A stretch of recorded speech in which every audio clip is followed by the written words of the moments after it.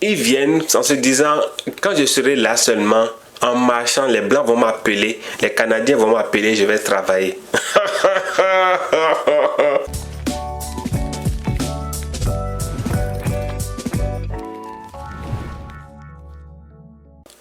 Bonjour, bonsoir les amis, je suis là encore et merci aux nouveaux abonnés, merci à ceux qui me font confiance déjà. Je vois les commentaires, je réponds autant que je peux. Vous pouvez faire beaucoup de commentaires, vous pouvez poser des questions, vous pouvez partager vos avis sur des vidéos. C'est vrai que je ne mentionne pas ça souvent. Toutes les vidéos que je fais, si vous avez des questions, vous pouvez commenter. Aujourd'hui, je vais parler d'un sujet. Ouais. Ok, je peux parler de ça. C'est un autre je voulais faire, mais je vais parler de ça. Oui, je vais parler de 4 points qui fait que beaucoup de gens qui se sont installés au Canada après des années décident de quitter encore. Ouais, il y a ça beaucoup. Pas plus que ceux qui viennent, mais on ne va pas aussi négliger qu'il y a des gens après 5 ans, parfois après les études, ils retournent. Parfois après les études, ils vont rester 5 ans, 10 ans après, ils décident de retourner. Il y a beaucoup. Ok? Donc c'est vraiment important que si tu as des prévisions de venir au Canada, de prêter plus d'attention à pourquoi certains retournent. Ça ne veut pas dire que ça va forcément te décourager si tu veux immigrer légalement au Canada, mais au moins ça te donnera un de plus. Tu pourras encore mieux te préparer psychologiquement à ce pourquoi certains ont quitté. Moi, je vais m'appuyer sur 4 points. Je sais que si vous faites des recherches, il y a plusieurs points qui font que chacun décide de quitter le Canada. Moi, je vais m'appuyer sur 4 points. Je vais les lire.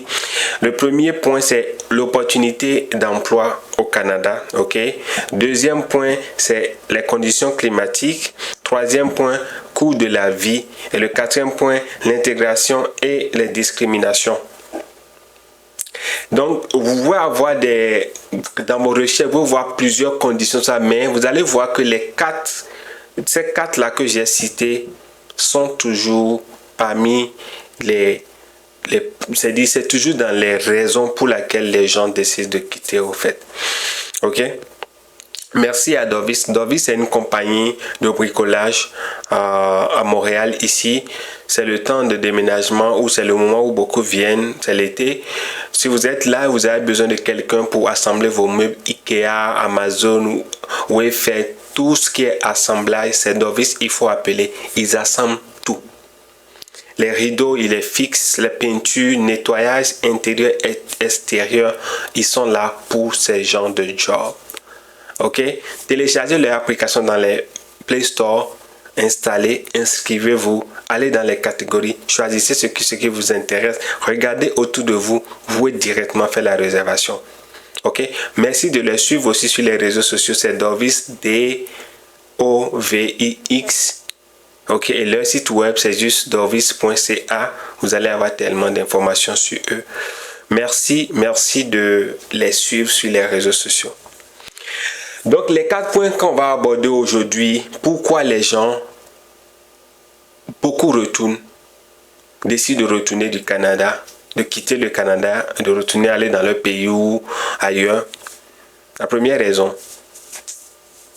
c'est l'opportunité d'emploi. L'opportunité d'emploi. Beaucoup mentent sur ce sujet-là.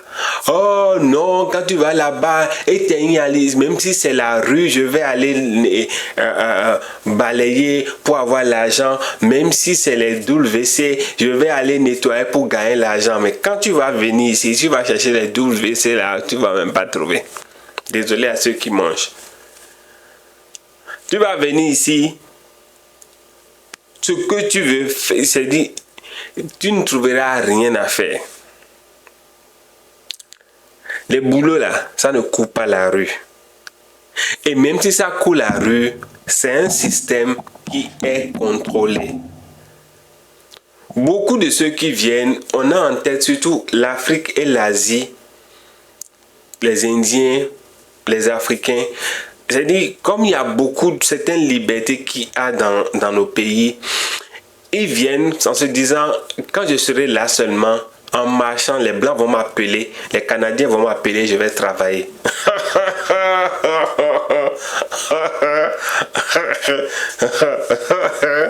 Tu as menti, c'est pas comme ça. Déjà, si tu es étudiant, tu vas commencer tes cours, on te permettra de travailler. C'était à temps partiel, pas maintenant, c'est pas seulement c'est à temps partiel, je ne maîtrise pas trop. Mais tu as la possibilité de travailler quelques heures dans la semaine. Mais il y a des étudiants qui finissent leur première année sans trouver le travail. Ça, c'est la vérité. Maintenant, ça c'est étudiant. Ceux qui viennent avec des diplômes, tu viens avec ton diplôme, avec tes diplômes, on ne trouve pas l'équivalence dans le système canadien ou québécois. Donc, la plupart du temps, tu vas reprendre. Et dans les vidéos, j'ai dit ça. C'est-à-dire, si tu viens avec des diplômes, avant de venir prendre des renseignements, assure-toi que les diplômes que toi tu as, quand tu vas venir au Canada, si tu dois reprendre, c'est 1 an, 2 ans, 3 ans, c'est important. Parce que si vous venez venir et puis vous êtes connecté, si c'est un avocat d'immigration ou un professeur ou quelqu'un que vous connaissez ici, posez ces genres de questions, vérifiez. Ce qui est avantageux ici, sincèrement, beaucoup de choses sont en ligne. Hier, j'ai eu quelqu'un qui m'a posé des questions sur la colocation. J'ai demandé j'ai trouvé toute l'information était sur le site officiel. J'ai envoyé.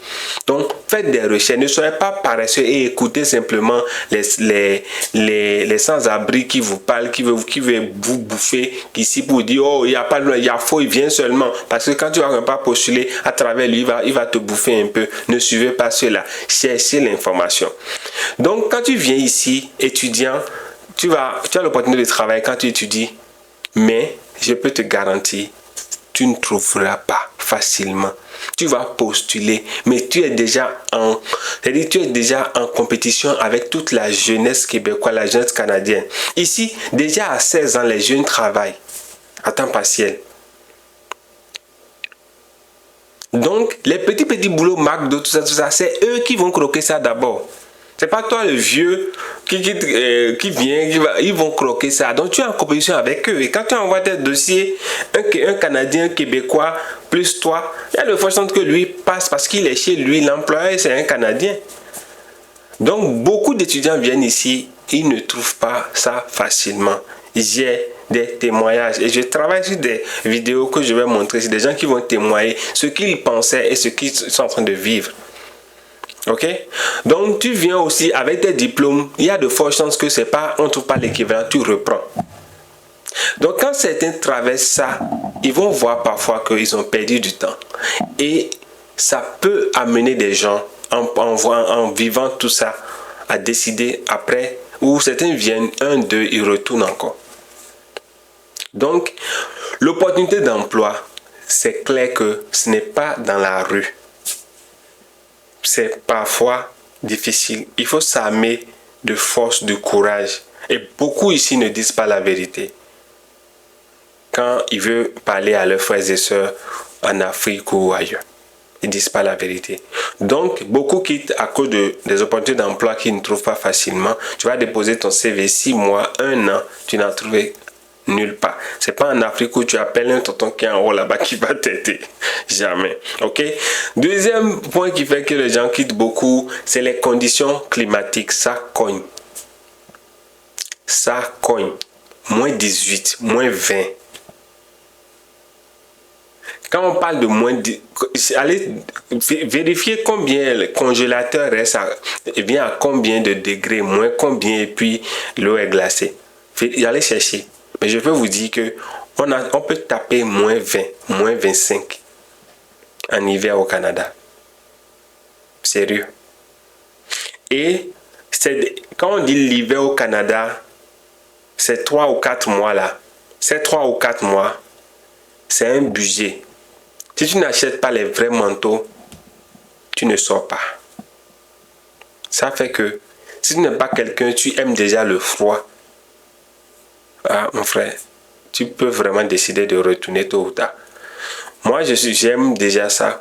J'aime le froid. j'ai pas de problème avec ça. Ça m'a aidé un peu. Mais toujours est-il, franchement, parce que je suis avec ma famille, je vois que oui, je dois rester. Sinon, tu peux vraiment décider de quitter. Parfois, comment le froid te tape. Donc, troisième point, c'est le coût de la vie.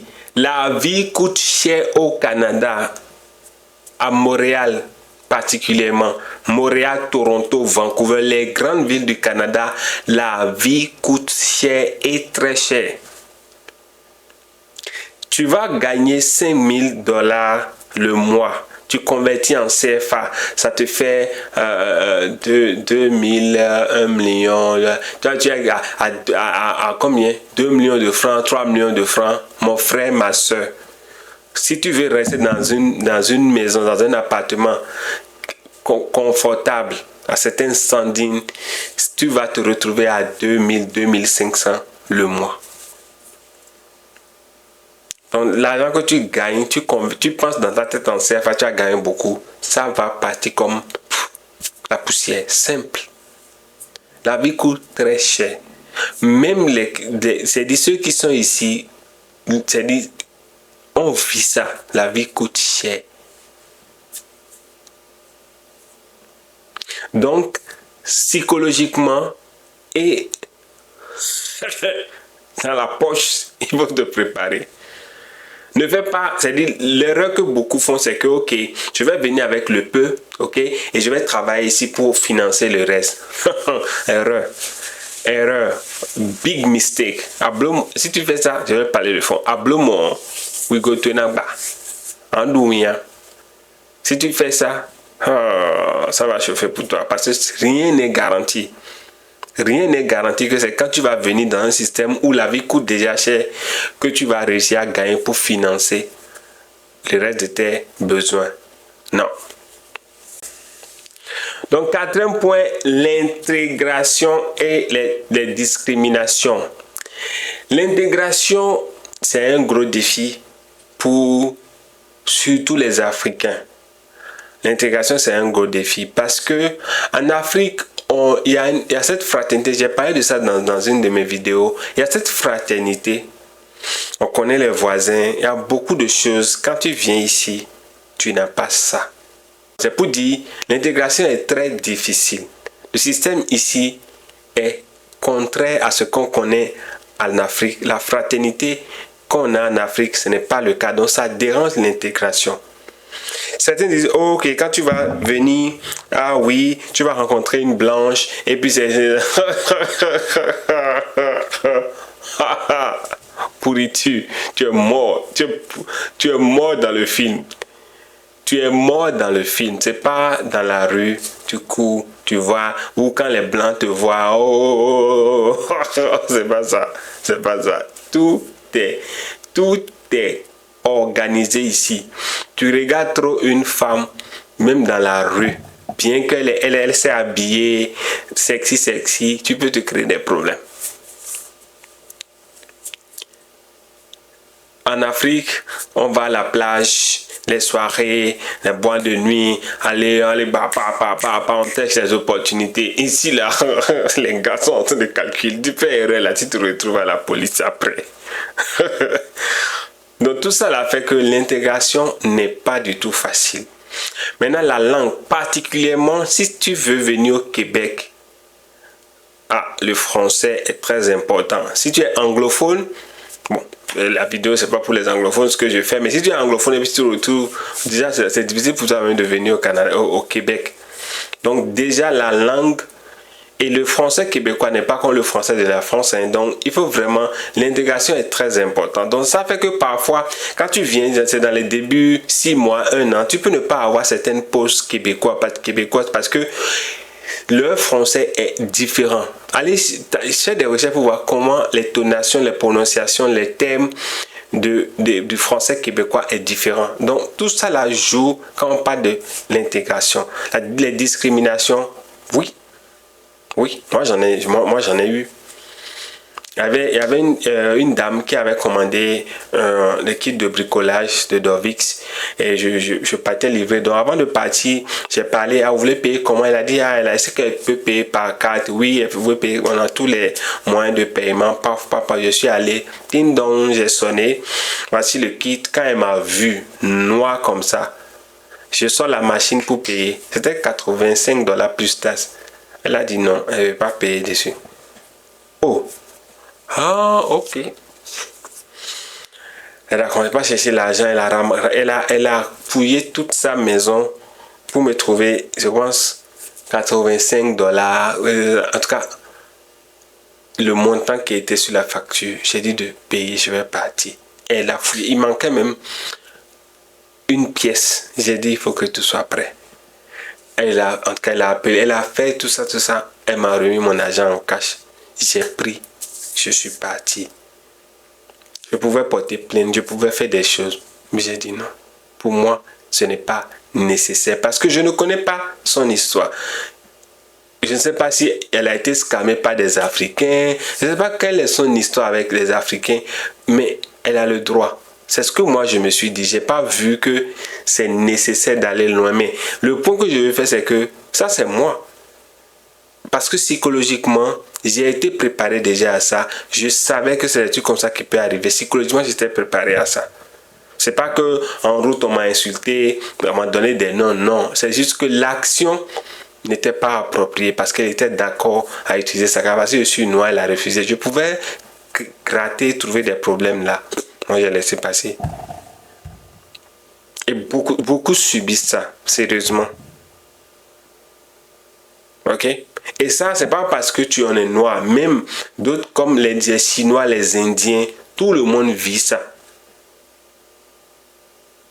Vous voyez? Donc ça, c'est des trucs qui font que quand tu vas analyser tout, à un moment donné, tu décides de quitter. Tu fais les procédures, tu décides vraiment de quitter. Ok? Merci de passer du moment avec moi. Abonnez-vous sur la chaîne si vous n'êtes pas déjà abonné. Si vous êtes abonné, merci. Partagez dans les groupes, sur vos WhatsApp, sur vos statuts. Permettez à d'autres personnes de recevoir, de gagner aussi ces informations de Frisco Studio. Ok?